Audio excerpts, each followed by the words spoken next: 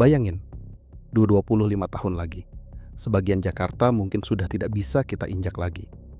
Bukan karena perang, bukan karena gempa, tapi karena air.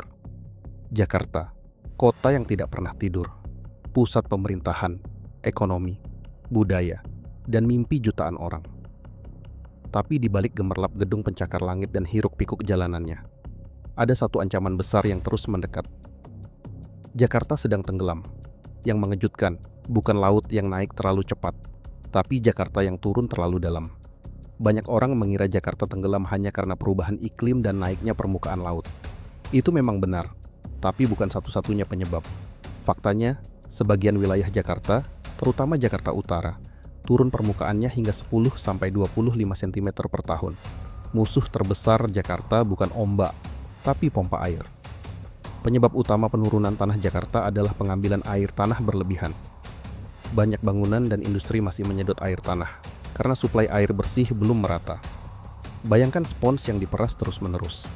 Lama-lama, bentuknya rusak, dan tidak bisa kembali seperti semula. Ada warga Jakarta yang harus meninggikan rumah setiap tahun. Bukan karena renovasi, tapi karena air. Di Jakarta Utara, banjir rob sudah menjadi kejadian rutin. Rumah terendam, jalan rusak, aktivitas terganggu, dan warga harus hidup berdampingan dengan air laut. Ini bukan teori konspirasi, ini hasil perhitungan ilmiah. Para ilmuwan memperkirakan bahwa jika tidak ada tindakan serius, sebagian wilayah Jakarta bisa berada di bawah permukaan laut.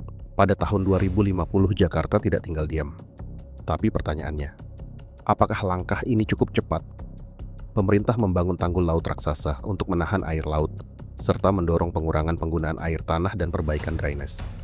Banyak yang berpikir Jakarta akan ditinggalkan, tapi faktanya tidak sesederhana itu. Pemindahan ibu kota ke Nusantara bukan berarti Jakarta selesai. Jakarta tetap menjadi pusat ekonomi dan kehidupan jutaan orang. Kalau bukan kita, siapa lagi? Kalau bukan sekarang, kapan lagi? Kita bisa mulai dari hal sederhana, menghemat air, tidak membuang sampah ke sungai, dan mendukung kebijakan lingkungan. Pertanyaannya bukan lagi, apakah Jakarta akan tenggelam? Tapi, apakah kita akan membiarkannya? Jakarta adalah rumah bagi jutaan mimpi.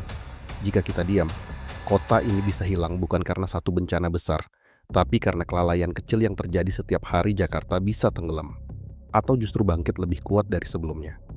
Pilihan itu ada di tangan kita semua.